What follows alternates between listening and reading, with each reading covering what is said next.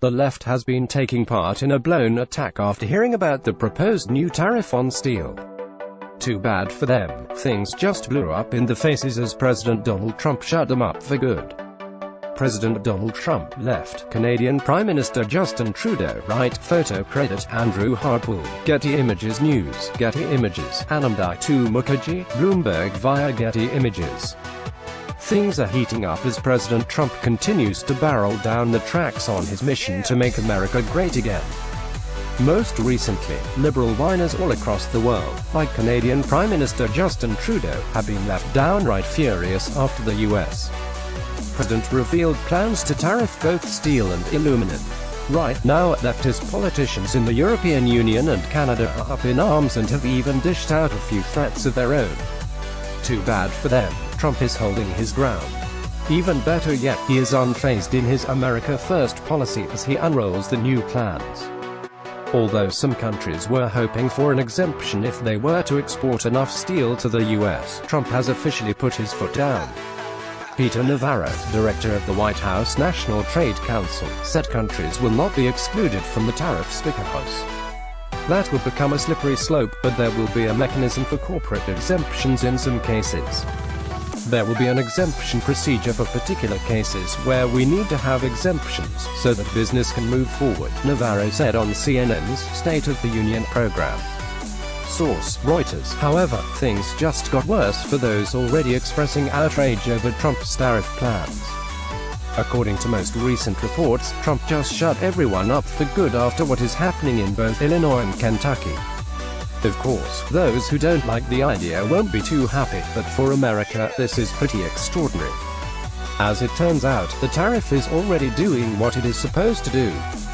In fact, Jesse Gary, the executive vice president at Century Aluminum, told Trish Regan on Fox Business Network that Century Aluminum is already looking to hire 300 new employees in western Kentucky because of what is going on.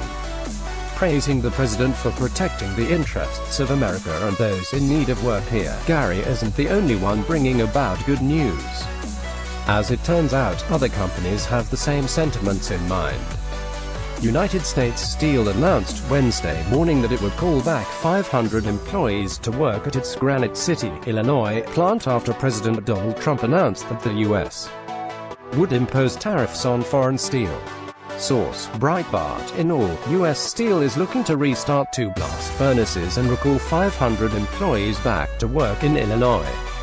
Although it may take up to 4 years to get the plants running at capacity, that's quite a number of jobs being given back to the American people.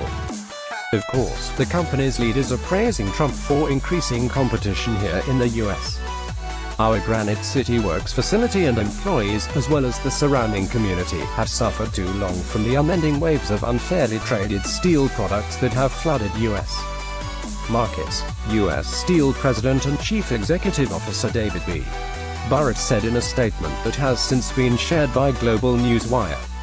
This country was founded on great principles that rarely came to light during the industrial age. We are makers and builders who craft the greatest things in the world. However, companies have settled for lower quality simply because it's cheaper. Too bad for them. That's about to change for a few things. America's workers are valued, appreciated, and looked after yet again, something that couldn't be said over the past few decades. President Trump is doing just as he promised. He's bringing back jobs. Sure, other countries don't like it, but it's only because other politicians have allowed them to rape our country of everything it's worth. It's time for America to come first again. Follow us on Facebook,